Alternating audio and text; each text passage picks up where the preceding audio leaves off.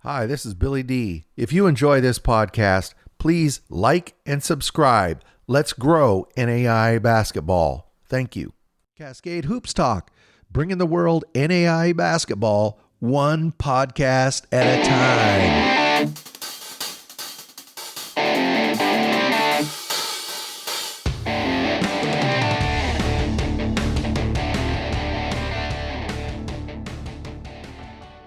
Cascade Hoops Talk, Billy D. Hey, today we have Mark Darnall. He's the head men's basketball coach, Jessup University. They're the Warriors. Mark Darnall, this will be his first season there at Jessup. Of course, Lance Von Vogt, he ran that program for many years. He's the athletic director there at Jessup now as they prepare to go to NC2A Division II next season. Mark Darnall, kind of interesting. His uncle won an NAIA national championship, I believe in '84. We're going to talk about that. He has a pretty interesting background. You know, Jessup has a lot going on there. I know they're going to NC2A next season. I do have to say, I think that the GSAC has handled it really well with some of these schools that have decided to go to NC2A Division II. You know, the GSAC has worked with these schools, done a transition period, made kind of an orderly change for the athletes and for the programs. And I want to really tip my hat to the GSAC for the way they've handled it with these schools that want to switch divisions. Why don't we step aside and we'll listen to Mark Darnall. He's the head men's basketball coach, Jessup University Warriors. Cascade Hoops Talk, Billy D. Hey, I got Mark Darnall. He's the head men's basketball coach at Jessup University, his first year there. Welcome, Mark. Thanks for being on the show. Hey, Bill. Thanks for having me. Excited to be on. So real quick, so everybody knows, I know that you guys have rebranded the university as Jessup University. I still hear it called William Jessup at times. Yeah, no, there's actually a lot happening on this campus that's super exciting. And one of the things is rebranding to Jessup University. And, you know, they're working on different color schemes and things like that as, you know, we transition to Division II and this university continues to grow. So it's super exciting times. They're definitely making different moves with the way they brand the university. You have a fairly long coaching resume. You came to Jessup. Your last stop was up at Cheney up at Eastern Washington. Tell me why Jessup? Why'd you end up at Jessup? Yeah, a lot of my career has been spent here in Northern California. So I have a lot of relationships and connections here in the area. You know, my wife and I love it here in Northern California. I have a 2-year-old son now, and an opportunity to come back to an area that, you know, we really enjoy and are super comfortable with. And really, you know, the university, it's just, Jessup is up and coming. It's thriving right now. They're very forward thinking when it comes to Dr. Jackson and Lance Von Vogt, our athletic director. And, you know, they sold me right off the hop in regards to the plans they have for this athletic department and university. And that excitement around that was something that really drew me. And this program's got a history of success. I mean, Coach Lance has done an amazing job these last 10 years, what he's been able to do to build this program and be a contender year in and year out. I mean, this program's been ranked 8 straight years in a row at some point throughout the year, and competing in the top half of the GSAC every year, and one of the few that have, you know, made the conference tournament every year, I think for 9 straight years now. So, you know, obviously that history and that he's began and has started to build, you know, is very alluring. And then for me, you know, personally, it's a chance to be a head coach. I haven't been a head coach, and, you know, the challenge and to challenge myself, you know, in regards to being a head coach and what that entails and moving that 6 inches over. I'm really excited. I'm excited for that challenge. I'm excited to, you know, see what I'm made of in regards to, you know, being a head coach now. So that definitely was a big draw. And, you know, I'm excited. We're going to Division II and just really looking forward, just had a vision for this program and saw myself fitting here really well. You know, the last piece is this is the first private school I've worked at, and it's a Christ-centered institution. And my faith has been something that's important to me, and, you know, be able to lead a group of young men and perhaps fan that flame a little bit. That's something that it excites me as well. I just found out quite a coaching history within your family.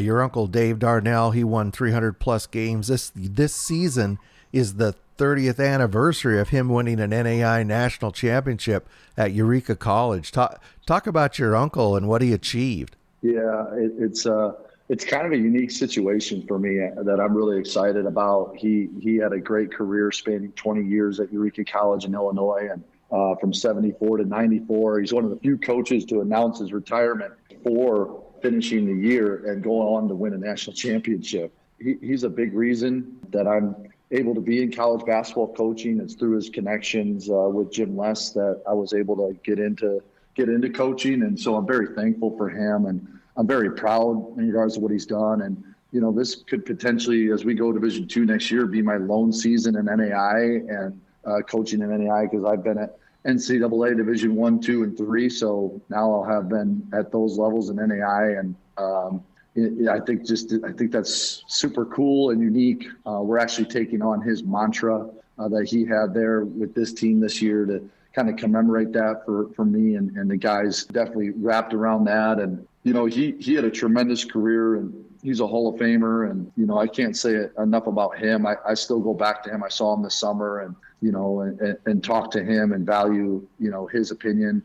What I love most about my uncle is the relationships that he still has with his guys from back then. It's crazy. He does a weekend in June every year, second weekend in June. He calls it T-Dub-Dub weekend. Together we win. That was his mantra. And he all of his former players, they come back and they do, food and golf and spend a weekend together. And to see all those guys come back, that's what I want out of this, like those relationships that you get to have with your players and former staff and all that. That's what I really, really take from him and envy him from his career. You kind of alluded to it a moment ago. You've made several stops. You've coached at a lot of different levels, including the D1 level as assistant. Throughout this journey, what are some of the personal lessons and program lessons, not so much X's and O's, but things you've learned about what you do and don't want, and things you've learned that are keys to having a successful basketball program? Oh, that's really a good question. I every stop I've been at, I've learned something. It's funny. I like to joke about that. From my time at Davis and Platteville and Eastern and Chico, is just that, I've been a water boy. I've been a secretary. I've been a manager. I've been a coach. I've been an ops guy. I've been I've been every, hat that you can wear in all these programs, and really just being able to, be where I'm at. That's always been my focus, of just wherever I'm at, attacking where I'm at and not worried about so much of what's next. From that, I've taken from all these different coaches that are now, huge mentors of mine, different things. And some of the biggest stuff is just really not overlooking the relationships with your guys throughout the year. It's just, basketball is the longest season out of any sport. Yes. And even from the guys that are the leading scorers and playing 35 minutes a game to the guys that are not playing at all, and anywhere on that spectrum, but even those guys that are getting all the points and minutes, those guys go through it too. Everybody goes through it. It's such a long, tough season. And so really trying to be there for them and help them and be there with them through their struggles that they have. I just have found that to be, more and more important, and try not to lose the focus of that when we have so much to do in regards to travel and recruiting and coaching and whatever it may be. And so that's one of the biggest things that I've taken. And at Eastern Washington, I think they do it as good as anybody. I really grew in that area. Every place I've been at, in regards to Greg Klink, I think he's one of the best leaders on the West Coast. The way he gets guys, when he talks, guys just gravitate towards him. To Jim Les, the guy just knows how to turn programs around. He knows what's next and what's needed next within a program, what's most important, where the money and the next development of the program needs to go step by step. There isn't anyone, I don't think, that's, as good as him in doing that. So, and then they're all great basketball coaches in their own right and leaders of men. So, I'm just trying to really take all those things from each spot I've been and now trying to apply it into my own program. Let's take a couple minutes, Coach. Let's take a look at this year's Warriors. You've got core group coming back, Of course, you got Miles Corey, 15-4 last season. Xavier Lovelace. He came down there from Eastern Oregon last season. He's been a key addition. And then, of course, Ty Artis and Nigel McKay are back as well. Talk about your returners. Yeah, you know what? It's funny. These guys, even that's the hard part. Like, they're returners, but it's new for them, just as it's new for the new guys, but they've really helped me, begin to understand what Jessup's about and how we operate.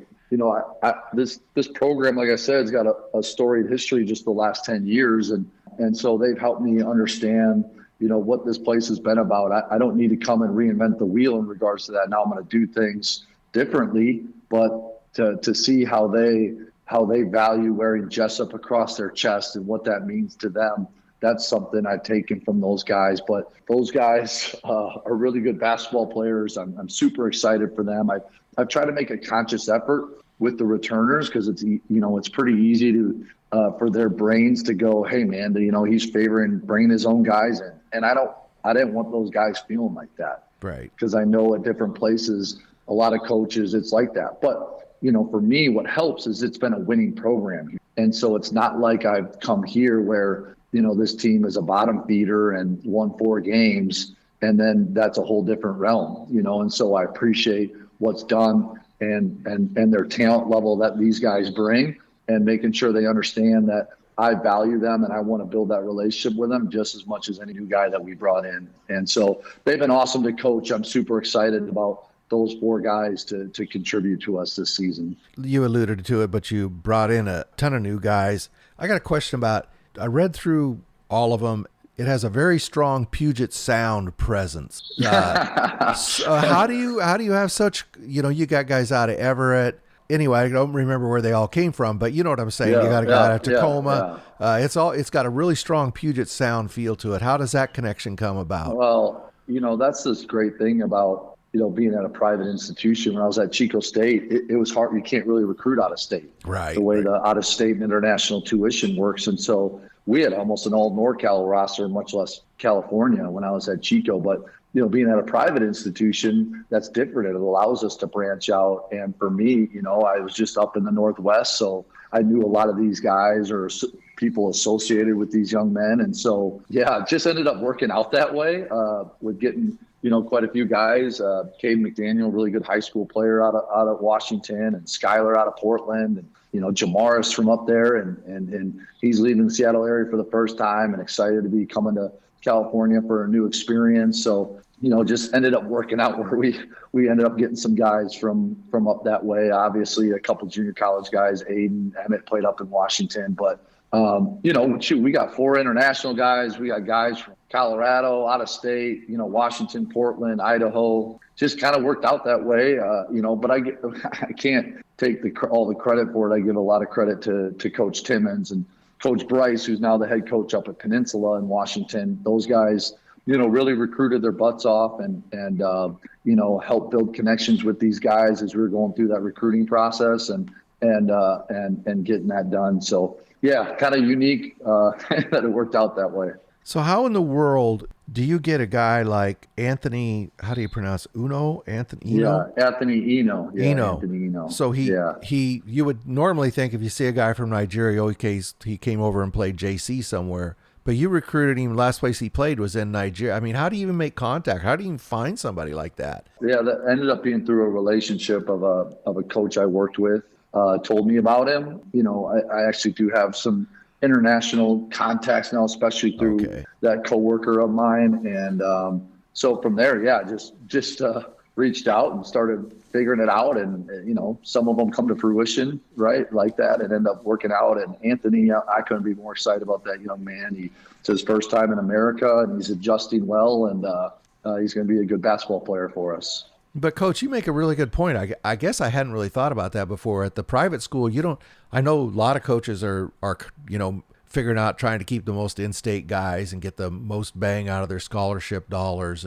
But you don't really have to worry about that. You just find them wherever they are. Yeah. I mean, our tuition's the same, whether it's out of state, in-state, international. And so that allows us to be able to do that. So, your chunk of scholarship money isn't having to be torn up by those increases from like what a state school has. And so, yeah, it's just unique, and we definitely want to take advantage of it. But we want to recruit locally too. I mean, like I said, that's part of the advantage of me coming back here. I do know, the Sac and Bay area really well, having recruited it for a while now. And so we want to make sure we're always doing due diligence here at home, but we're going to exhaust ourselves to find good players that can help us win games and are good young men that fit the, bill of what our university is about. When you go out and recruit, what are some of the check boxes you're looking at?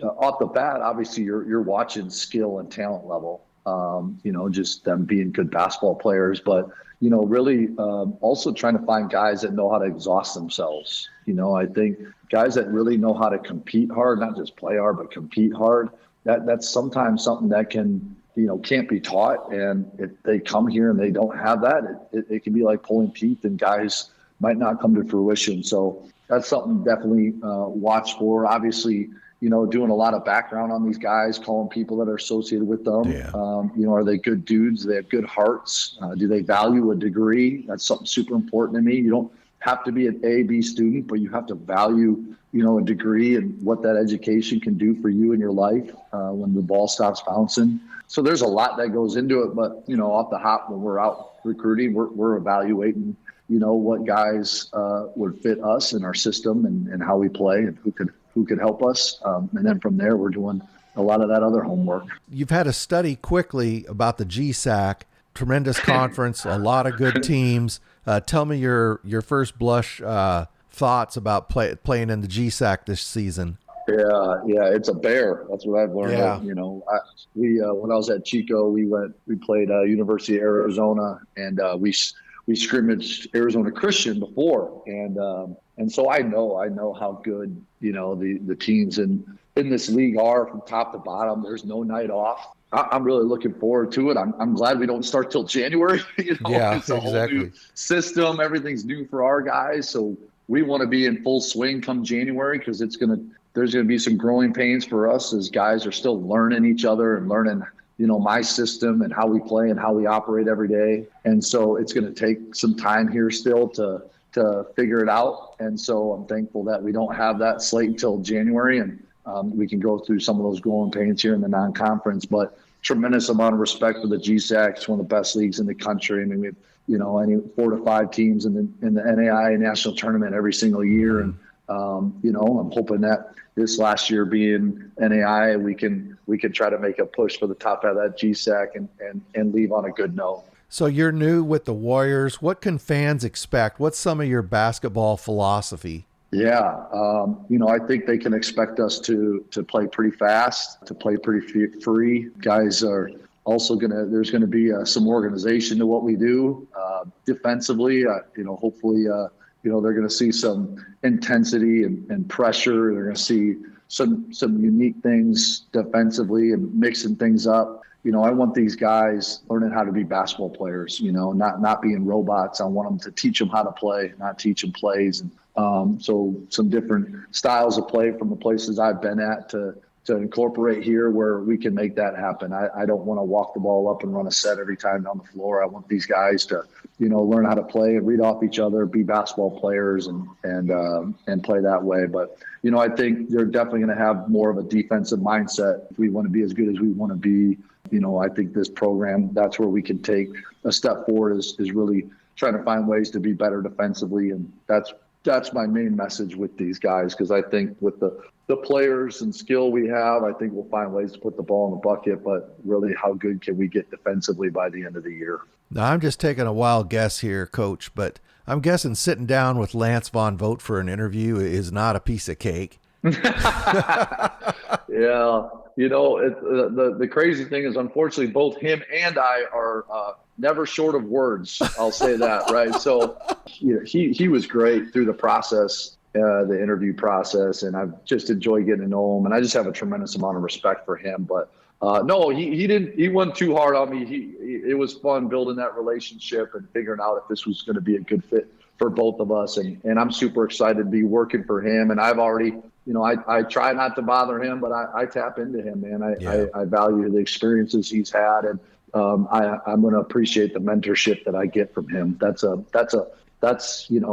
blessing for me, right? That's a perk for me to have that. Yeah. Where some coaches, where they come in, they don't have that. So at the right times, I definitely tap into him, and I appreciate his mentorship. Coach, it's got to be exciting for you to be there with Lance moving over as athletic director. He's a passionate guy anyway, and he feels very strongly, about moving the university and the athletic program ahead. And he only knows one way, the pedal to the metal, matted. Yeah. So, there's no doubt that the university is going to get where it needs to be because, Lance he pushes, right? He's going to get where you need to go. That's got to be exciting to know you've got somebody like that driving that bus. There's no question. And I can already tell, I've been around a lot of administrations too. And Lance, he's as good as anyone I've been around. He's sharp. He knows what he wants. He told his administration in this off season, he said, if coaches and people are coming up to you and the first thing that's out of your mouth is no, then we're going to have an issue. I've been here and across the board, it's, hey, how can we try to figure it out? Or if we come up with an idea or we want something, hey, let's think about that, or let's be creative. Like, he really is about it, where a lot of times it's red tape or it's no. Yep. And he's creative. He wants to push forward. He doesn't shut things down. He wants that. He understands that, what coaches and other people in the department have ideas. It's just to try to make things better. And so he internalizes it and he tries to find ways to help get it done. So no, man, he's sharp and I'm super excited for him being the leader of this department and watching him push this thing forward. Coach Darnall, before you start, I think you're starting Saturday. What do you want to say to fans? Man, I just, I want to say to fans that, in regards to NAIA basketball, like it's crazy. You watch LC State, how they competed with Arizona. You watch all these teams and how good they are, NAIA, Division II, Division III, and I've coached all those levels now. And there's just, it's a fun brand of basketball, and so just, I would say enjoy it, support it, invest in it, and for Jessup, I'm just excited to get our fans out there and continue to watch people support our guys and on small college campuses. That's what creates that environment and that student experience that I think is super special. Well, I'll definitely echo that, and I'll tell fans obviously in Rockland, but anywhere in that Sacramento area, get up there. Jessup's a beautiful campus. It's easy to get to. It's right off the freeway. And get up there and watch some basketball. You won't be sorry. It's exciting basketball, and it won't break you. That's the best way to put it, Bill. But I invite coaches and people just come out, come watch us practice. Come watch us practice and watch the competitive level in which we practice. I just think it's so unique. And so we've had a lot of area high school and coaches just, come in to check us out and what we're about. And it's a lot of times they leave just kind of in surprise of what we're doing in this gym, And so I just think anytime you can watch someone else practice or play, do it. You're going to see something different every time. And it's fun, especially growing the game of basketball. Well, I think that's great. I think more schools ought to do that. I have a real passion during the season. I contact coaches and try to get them to as many games as they can, because those young men, they don't have a feel what NAIA basketball is till they sit in that gym and they see the speed and the strength of that game. Yeah. And a lot of times their eyes are opened. Yeah. It's true. No, it's still unique. When I'm in it, I don't understand that. And that's a real thing though still. A lot of people don't understand this level and how good these players are at this level and how much they pour into it. We have guys that are going to make money playing this game. Absolutely. And a lot of people don't realize that. Well, Coach, I really appreciate you taking the time. You're kicking off. We're taping this on a Monday, probably come out Friday, but you're kicking off this coming weekend. Fans, you need to get out and watch the Warriors. Mark, I really appreciate your time. Thank you. Awesome, Bill. Thanks for all you do for NAIA and for basketball, and I appreciate you having me on. That's Mark Darnall. He's the head men's basketball coach at the Jessup Warriors. Thank you, Mark. You bet. Go Warriors. Hey, thank you very much to Coach Mark Darnall and to Jessup University. Really appreciate that time. Really good guy. Really enjoyed the conversation. Today wraps up our preseason previews. Beginning on Monday, we'll begin doing our in-season shows, be 4 to 5 per week in the morning. Also, next week, we'll be providing extensive coverage to the Crossroads Cascades Classic down at Oregon Tech. Last season it was Grace College. This year it's at Oregon Tech. So we'll have Bethel University, Grace College, Bushnell University, and Oregon Tech as the host. It's going to be a couple of days of great basketball. We'll be doing extensive live coverage from there. Don't forget to check the YouTube or the X or Twitter. Give instructions on how you can provide us video for the daily show. I'm Billy D, and we'll see you on Monday. Thank you very much for supporting our podcast. Please like and subscribe. Get out to your local NAIA school, because NAIA basketball is the best entertainment value in America.